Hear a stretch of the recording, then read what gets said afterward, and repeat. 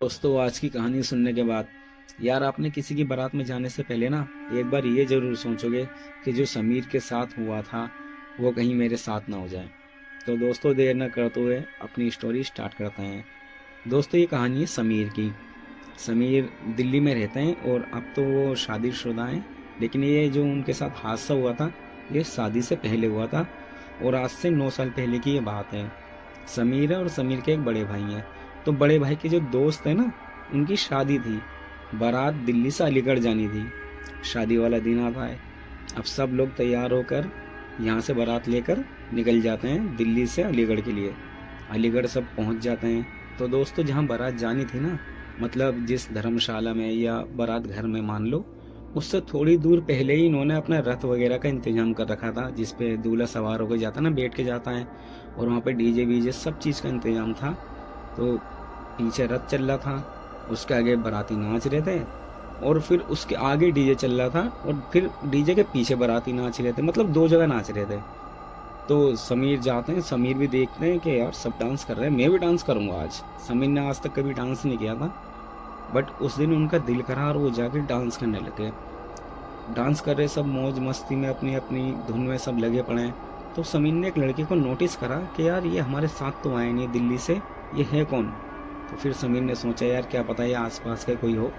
समीर फिर डांस करने लग गया। तो दोस्तों, डांस करते करते समीर ने क्या देखा, उस लड़के ने अपनी गर्दन पूरी घुमा ली यार। मतलब उसका जो फेस था कमर की तरफ आ गया। अब समीर देखते ही चौंक गए, लेकिन उन्होंने ये सोचा यार क्या पता इस इंसान के अंदर ये टैलेंट हो।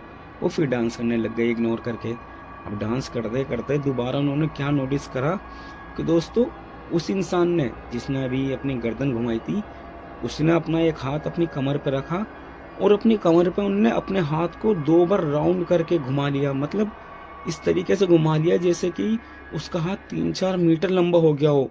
समीर ने जब ये देखा, वो समझ गए कि ये नॉर्मल इंसान नहीं है। उन्होंने फिर भी नजरअंदाज कर दिया। उन्होंने सोचा यार क्या पता ये मेरा वहम हो। फिर उन्होंने डांस करते करते क्या नोटिस करा कि दोस्तों, उसी लड़के ने जिसने अभी अपना हाथ अपनी कमर पर लपेट लिया था, उसने अपनी जुबान बाहर निकाली, जीभ, और अपनी गर्दन पे ऐसे लपेट लिए जैसे उसकी जीभ जो है कम से कम 10 से 15 मीटर लंबी हो।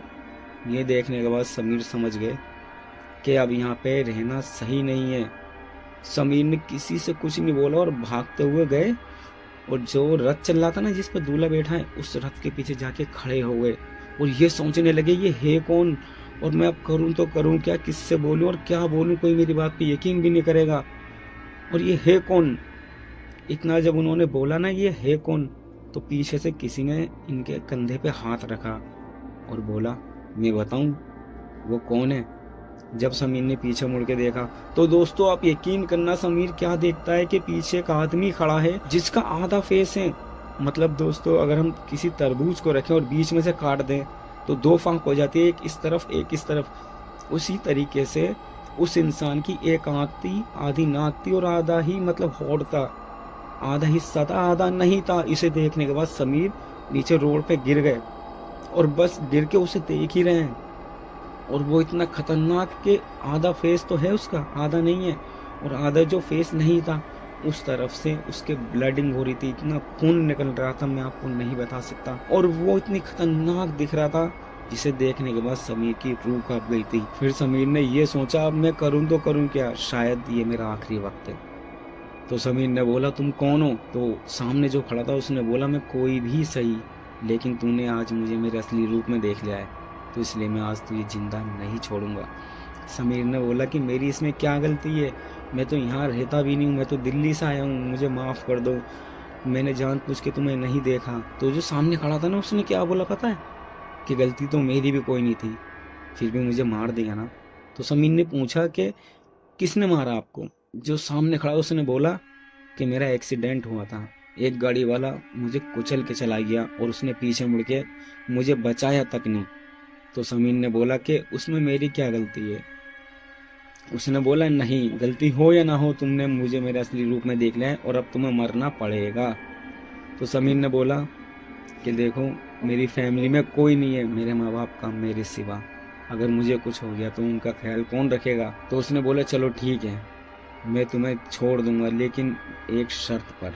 समीर ने बोला क्या शर्त है? तो उसने बोला कि यहाँ पर जितने भी लोग हैं उन सबको तुम कुछ भी मत बताना कि तुमने क्या देखा है। चुपचाप रहो, बारात में आए हो, बारात में अपने रहो, खाना खाओ और अपने घर जाओ। अगर तुमने यहाँ पे किसी को बताने की गलती करी तो बताने से पहले मैं तुम्हें बीच में से फाड़ दूंगा। ये सुनना था और समीर ने हाथ जोड़ के बोला कि मैं किसी को नहीं बताऊंगा। उसने बोला ठीक है। फिर समीर ने बोला एक मिनट, मुझे मेरी बात का एक जवाब और दे दो कि तुम अगर इंसान नहीं हो इस टाइम तो तुम मुझे ये बता दो कि तुम बारात में डांस क्यों कर रहे थे।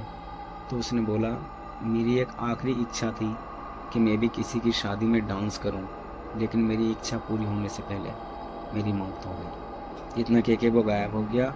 और समीर दोस्तों, बस क्या बताऊं समीर की क्या हालत थी। उनको तो इतना बुखार आ चुका था कि उनसे चला भी नहीं जा रहा था। तो समीर ने अपने बड़े भाई से बोला कि मुझे घर लेके चलो। उनके बड़े भाई ने अपनी पर्सनल एक कार करी और उन्हें उस कार में लेकर वो रात के टाइम ही अपने घर वापस आए। आने के बाद उनका इलाज करवाया और वो अब बिल्कुल ठीक हैं। दोस्तों, अगर आपको हमारी कहानी पसंद आई हो तो हमारे वीडियो को लाइक करना और चैनल को सब्सक्राइब कर देना। Thanks for watching.